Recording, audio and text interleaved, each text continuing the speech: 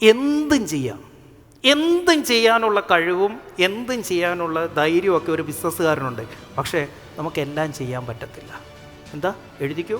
V can do anything.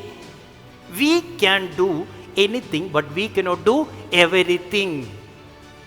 നമ്മുടെ കസ്റ്റമേഴ്സിന് 100,000 പ്രശ്നങ്ങൾ കാണും. എല്ലാ പ്രശ്നവും പരിഹരിക്കാൻ പോവല്ലേ. ഏത് പ്രശ്നം പരിഹരിക്കുമ്പോഴാണോ എനിക്ക് ലാഭം കിട്ടുന്നത് അത് മാത്രം നിങ്ങൾ അറ്റൻഡ് ചെയ്താൽ മതി. ചായ കൊടുക്കുന്നതിൽ എനിക്ക് ലാഭമില്ലെങ്കിൽ ചായ കൊടുക്കരുത്. പൊറോട്ട വിൽക്കുമ്പോഴാണ് എനിക്ക് പൊറോട്ട മാത്രം കൊടുക്കുക, ചായ കൊടുക്കരുത്.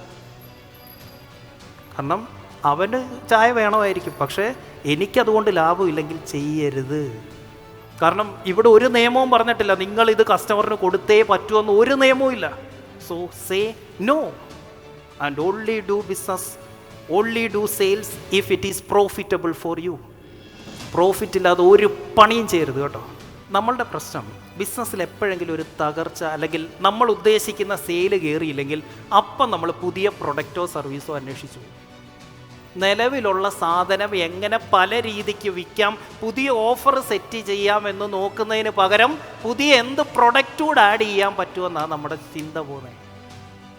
This is the biggest mistake done by all struggling business owners. Struggle ചെയ്യുന്ന എല്ലാ ബിസിനസ്സുകാരും ചെയ്യുന്ന പരിപാടി, എപ്പോൾ സെയിൽ കുറയുന്നോ അപ്പോൾ ഇവൻ എവിടെ പോവും? പുതിയ പ്രൊഡക്റ്റോ സർവീസോ അന്വേഷിച്ചു. അപ്പോൾ ഒരു ചൈനയിലോട്ടൊരു പോക്കുണ്ട്. ബ്രില്യൻസ് ഓഫ് ആൻ ഓൺട്രപ്രണർ എന്ന് പറയുന്നത് ഒരു സാധനം പല രീതിക്ക് വിൽക്കുമ്പോഴാണ്.